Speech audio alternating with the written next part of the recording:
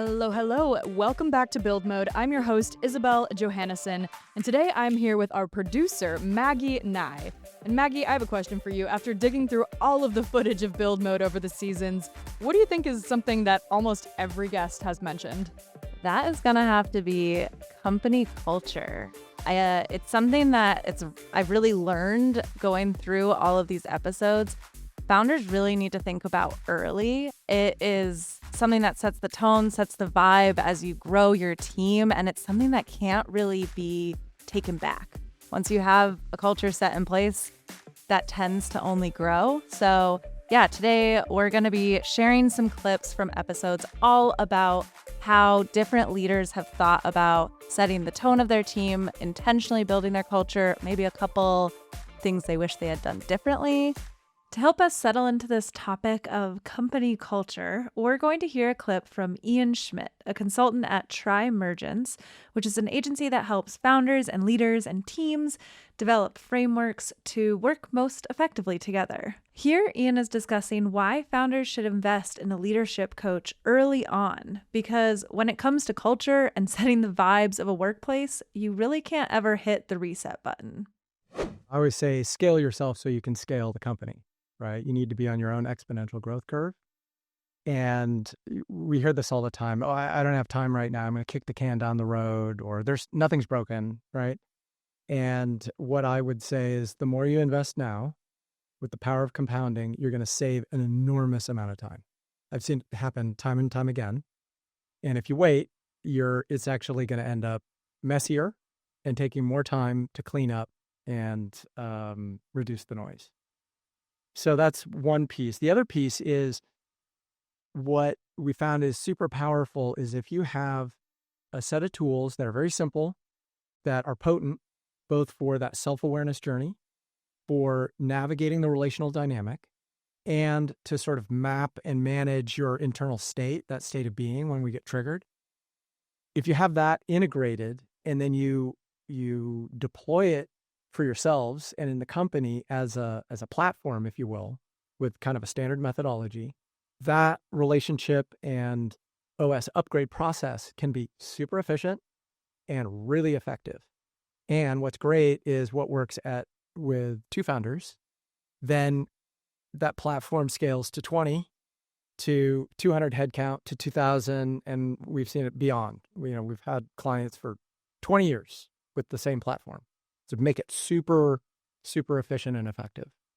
And I guarantee you it's going to save time. It's going to help you get better results faster. It's going to unlock all kinds of energy. And it's going to be a lot more fun and fulfilling.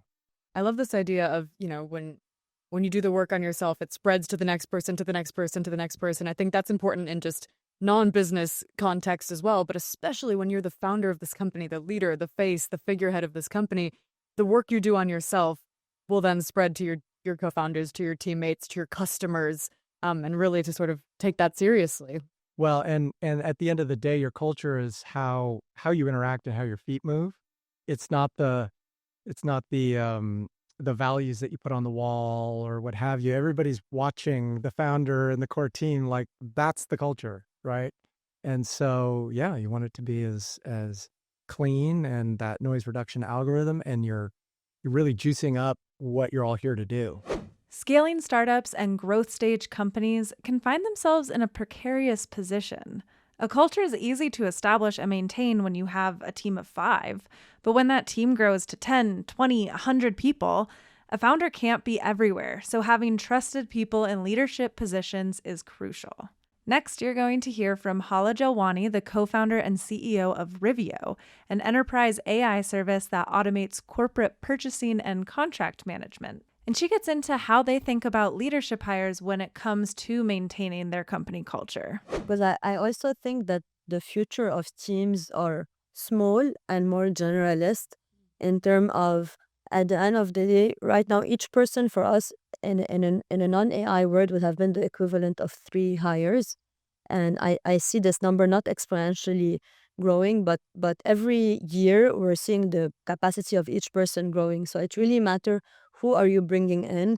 Are they adding to the culture? Are they able to grow later on into their own leader in that space. Hiring is hard, but firing is much harder. In the next clip, you'll hear from Eyal Yogev, the CEO of Anjuna, which is a data security company for agentic AI. And he gets into the one word he believes actually matters when it comes to company culture and how he's managed to maintain relatively high morale at his company even after conducting multiple layoffs. When everything is kind of up and to the right and everybody's happy, you can get away with culture that's not great maybe, but when things are bad, if you have a good culture, that's what keeps people around, what keeps you together as a team. Well, so how did you sort of build that culture? Because you also mentioned that, the second sort of round of layoffs was more difficult, right? And to kind of keep morale up during these difficult times, what was your train of thought? Yeah, I can talk about just sort of culture in general and kind of how I think about culture. And I think one of the kind of benefits, or one of the things that I kind of had was that I've seen a bunch of people kind of coming right out of college and, starting companies, and it's great, right? And some of them are the most successful, entrepreneurs on the planet. Some of them. Yeah, some of them. Yeah. It's always survival bias, right? You know the ones that are, and Yeah. you never hear the ones that are not. But the kind of the downside of that is if you never worked at a company and you never kind of experienced different company cultures and what you like, what you don't like, what, works better with teams. So I think kind of one of the benefits that I had was that I worked at a bunch of companies before starting this company. So I kind of saw a bunch of company cultures, and for each one, I kind of took, this is things that I like, these are the things that I don't like, this is something I'll never want to do of a company, And to me, and it's funny, one of the things that I've kind of saw very early on is people kind of have these kind of 10, these are culture, 10 things on the wall, and it's none of it matter. It's not about what you write on the wall. It's not about what you say. It's what you do, right? And basically, a culture is basically there's 1,000 little decisions that you make every day, and those are the ones that actually define the culture. It doesn't matter what you have on the wall. Like nobody cares about it. Nobody listens to it. And it almost becomes almost like if what you do is different than what you say, it almost becomes like an internal joke within the company, though. They say like it's very hard to get away from that. And what I liked, and it's funny, I heard Jason Wang, the founder of Zoom, talk about this, and he kind of talked about it the exact same way that I would think about this, which I loved. I actually took it to my company. And he said he has only one word when it comes to culture, and that's care. That I care about my employees, I care, we care about our customers, we care about our vendors, and I love that, and that's kind of what I took for our company culture, and we kind of use care as the kind of the word for the company culture. And to me, it's just 1,000 little things. I could give some examples, but like every decision that you make, right? It's from even people that you, not necessarily that you're gonna hire, right? You're interviewing somebody. If you decide not to move forward, is letting them know that, and not just ghosting them and disappearing, right? That's part of it. How you part ways with somebody. How do you talk about people? Like I've been in companies where once somebody leaves or they're let go, people start kind of talking, saying bad things about them. And I didn't like that, right? It's, even if they weren't great, there's really no point bringing it up, but especially people that were great. I knew they were great and they decided to leave, but then, within these companies, they started, kind of, bad mouthing them because they left. And I hated that. So it's that, and obviously everybody in the company, obviously everybody, as you part ways as part of a riff, how do you kind of make sure that you give people as much support as you can as you do that? How do you communicate this? How do you make sure it's communicated? It's not because, maybe some roles are not needed anymore, but it's not because these people haven't done their job right. There's a bunch of things that you can do to kind of make the transition easier. Eyal is clearly a very compassionate leader, so we're going to continue on with another deeply caring founder, Leah Solivan, formerly of TaskRabbit and who more recently started her own fund, Precedent VC. So in this next clip, she lays out when, how, and most importantly, why building a diverse team should be something that is top of mind for every founder.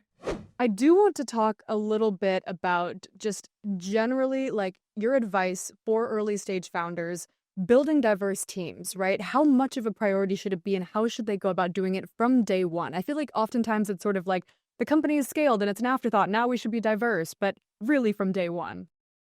Yeah, you can't save it till later because it'll never happen. You can't. And why is that? Well, because it's easier to swim in the flow of the river, right? It's like it's easier just to take, say you're hiring, scaling up your engineering team. you have 20 resumes that come in. You're like, oh, this person looks good. This guy looks good. This guy looks good. This guy looks good. Like, boom, your team is filled. That's the easy path. Okay, the hard path is saying, I've got to fill 10 positions on my team. And for every position, I want to see 2 female candidates for every position. For every one position that I'm seeing a male resume, I want to see 2 females. That takes longer. But if you do that from the beginning, and we did that at TaskRabbit from the beginning, and our networks were different too, right? We knew people that, looked different and thought differently. And so that helps too. If your founding team is diverse, that already gives you an edge. And so, but if you do that from the beginning, then it becomes easier because the culture that's built, the team that's built, the network that you've built as a company is more diverse and it feeds itself. It becomes an ecosystem. It's too late if you wait until you've scaled and it's at the end. Yeah. No, I agree. And I'm curious if women founders take more or put more attention on building diverse teams just off, almost instinctively, right? Like I see the value clearly in having a diverse team. Totally. Rather than it being a box I need to check. Yes. But in turn, women-founded companies are often more successful in many ways, right? And I can't help but thinking those two go hand in hand. But I'm curious on your take. Why do we think that, women-founded companies are so successful?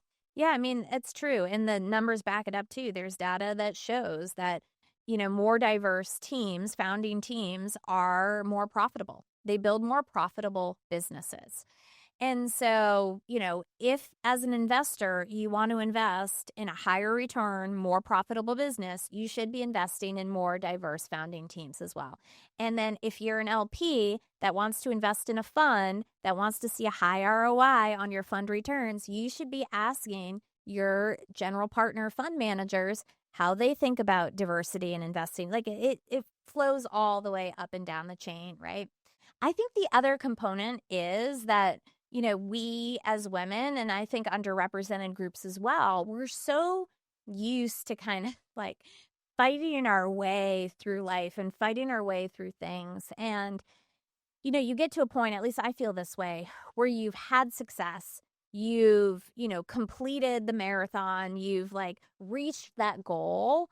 And then what do? Well, you want to bring others along.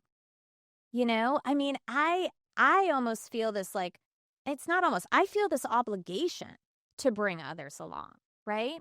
And so for me, it's not just about investing out of a fund and great. It's like if I'm looking at it through my lens, then I'll probably invest, I'm twice as likely to invest in a female founder than, my partner might be. Great. But it's like on top of that, there is an obligation to change the system because I've lived through the system. Right. And I think, anytime a female founder has had success, has lived through the system, there is that drive too to be like, wow, that really needs to change. We should change that. We've talked a lot about what founders can do early on to establish the company culture they want. But what about the future? We had Jasper Carmichael-Jack from Artisan on to discuss how AI can impact the way teams work. Yeah, I think culture is one of the most difficult things in a company because it defines whether people enjoy work, whether people want to work, how they work, the style of working. It really defines the success of a company. Like, do you have a culture that people are happy in, that people want to work a lot in, and that people are being productive in and not doing fake, unnecessary work? And it's something that we've learned a lot about over the past couple of years. I don't think there's any good answer. It's just like a constant iteration process.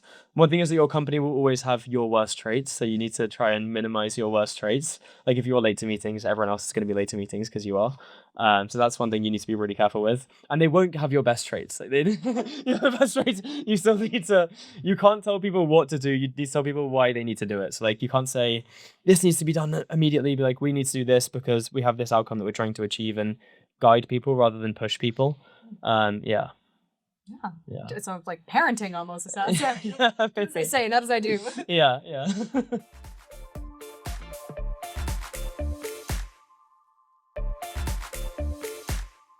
Well, speaking of company culture, so I'm curious, when you are working with your customers, how does having an AI agent on a team impact culture? I think it's interesting. I think we're in such early stages of AI employees and of AI agents that it's on the spectrum of having a software product and an AI employee. We're like here right now. Like, we're not here yet. It doesn't actually feel like having a full colleague yet. I think we're going to get like here in the next year or so, and then maybe here in the next like 3 or 4 years. But right now, it's not at the point where it feels like you're actually interacting with another human on a team. Some people can feel threatened because they're like, oh, what is this AI that's coming and doing my things? But most people feel empowered and they're excited to have this tool that can do all this work that they hated doing before. But I think as we move further down the spectrum, further down the scale, and we get closer and closer to having like a true human like AI employee, it will be a completely different interaction, because you'll be messaging them on Slack, you'll be speaking to them on video calls, they'll be talking in the all hands, they'll be asking you questions and seeking information from you. And that's what we're getting closer to, which I think is exciting and scary. All right. Well, on that exciting and scary note, we're going to wrap up this episode. Thank you so much for tuning in. And if you haven't already, be sure to subscribe to Build Mode wherever you listen. Write us a review, catch us on YouTube, leave us a comment, share us with your friends, your family, your followers even. And of course, take it easy until we see you right back here next time. Build Mode is a TechCrunch podcast. Each episode is produced and edited by Maggie Nye and hosted by me, Isabelle Johannesen. Our art and design is also by Maggie Nye. A big thanks to Morgan Little, who leads our audience development, the Foundry and Cheddar video teams, and most of all to you, the builders, and everyone else in the wider startup community. We'll see you back here next time.